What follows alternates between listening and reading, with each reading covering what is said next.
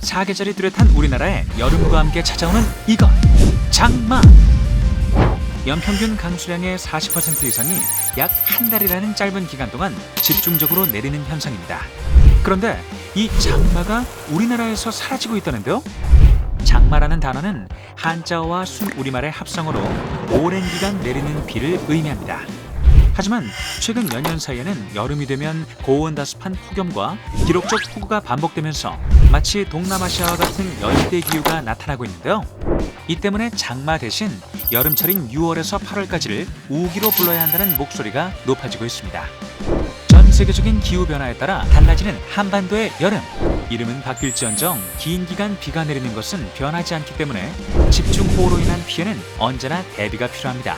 특히 비가 올 때마다 주의가 필요한 곳이 있으니 바로 집중호우 취약 주거지입니다.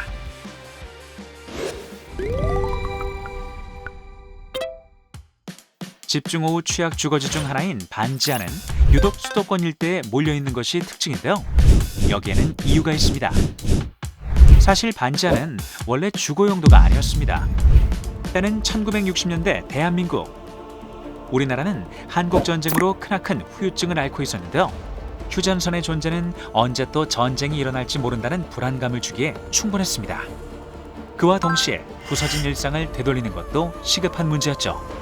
그렇게 문제 해결에 고심하던 와중에 나온 방법이 전쟁 대비용 공간을 설치하는 것이었습니다. 모든 건축물에 전쟁 대비용 공간을 필수로 설치하는 법안을 마련한 건데요.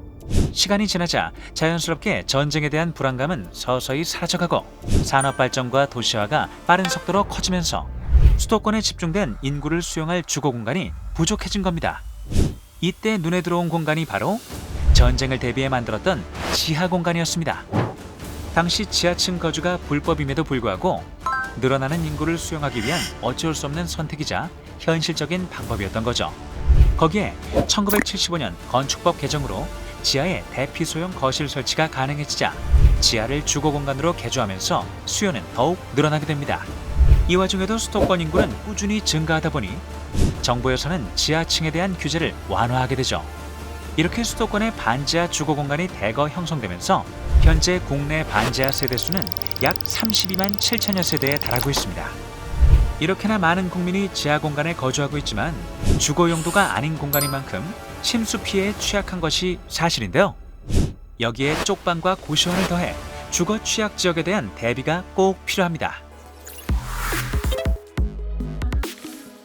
만약 주거 취약 지역에 거주하고 있다면 소중한 생명을 보호할 수 있도록 침수 대비 행동 요령을 잘 알아두셔야 합니다. 침수 대비 행동 요령 첫 번째, 가스와 수도 밸브를 잠그고 전기 차단기를 내린 뒤 신속히 대피합니다. 두 번째, 현관문이 열리지 않을 때는 창문으로 대피하거나 119로 신고해 구조를 요청합니다. 세 번째, 탈출 시 이동에 불편한 신발은 피하고 난간에 의지해 신속히 탈출합니다. 네 번째, 지하 주차장에선 차량을 두고 몸만 신속히 대피합니다. 또한 지하 주차장 진입은 절대 피하고 안전지대로 이동하셔야 합니다. 이런 침수 대피 요령 외에도 정부나 지자체에서 지원하는 침수 방지 시설에 대해서도 알아두면 좋겠죠?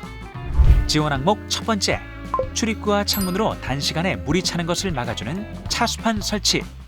지원 항목 두 번째, 반지하 공간에 유입된 물을 자동으로 내보내 침수 시간을 지연시키는 배수 펌프 설치.